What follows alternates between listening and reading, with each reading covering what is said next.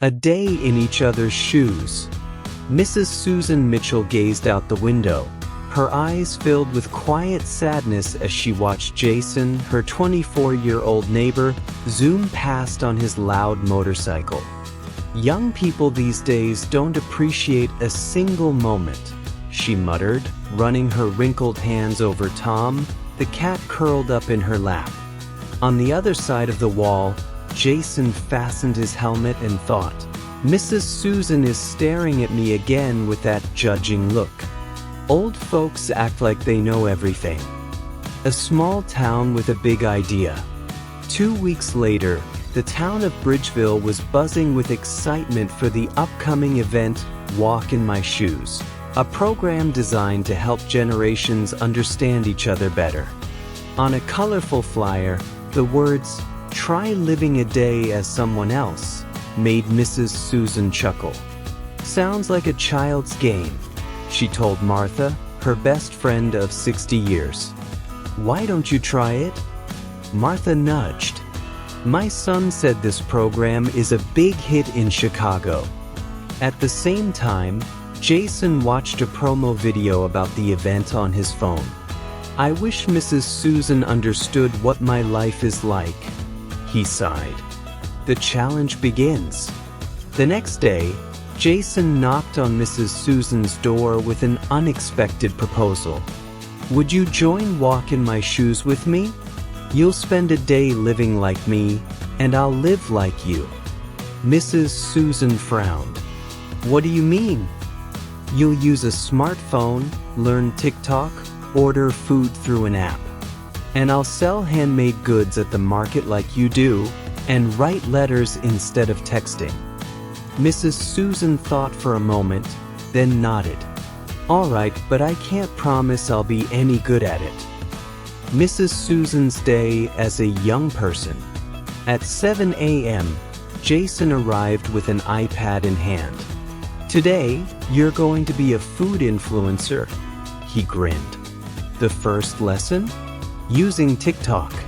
Mrs. Susan accidentally tapped the wrong buttons, filling the screen with emojis instead of recording.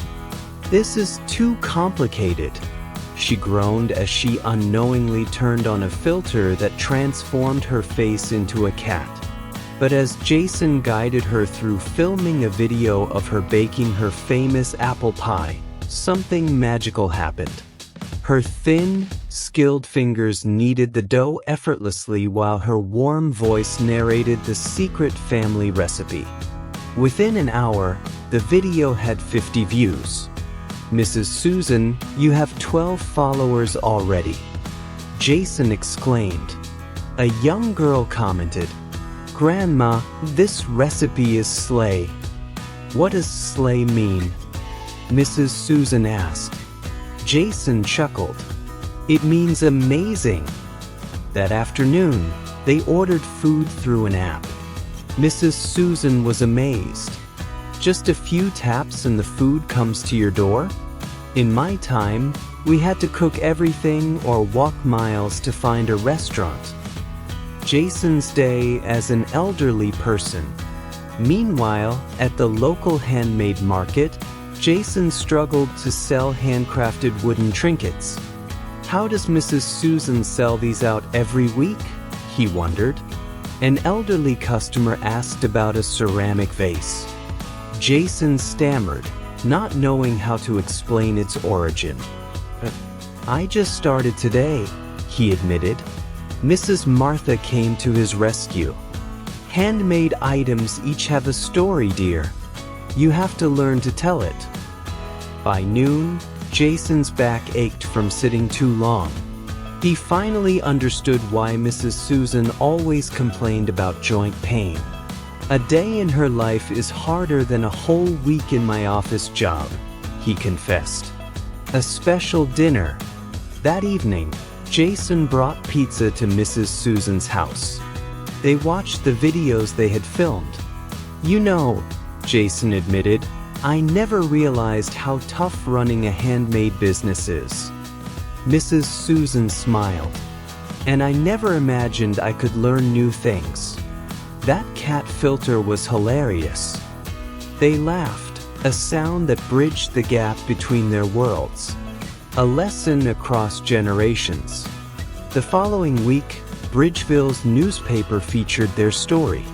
Mrs. Susan now had 200 TikTok followers, where she shared family recipes and old memories. Jason had started teaching life skills to senior citizens.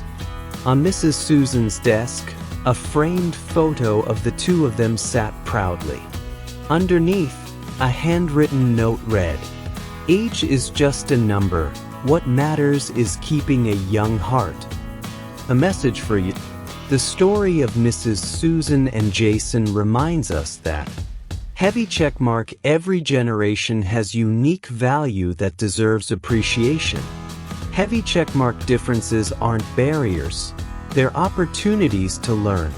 Heavy checkmark, it's never too late to try something new. Today you can. Small Blue Diamond, ask a young person about new technology.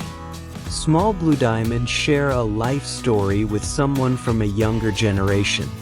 Small Blue Diamond, join an intergenerational activity in your community. As Mrs. Susan often says, life is like a book.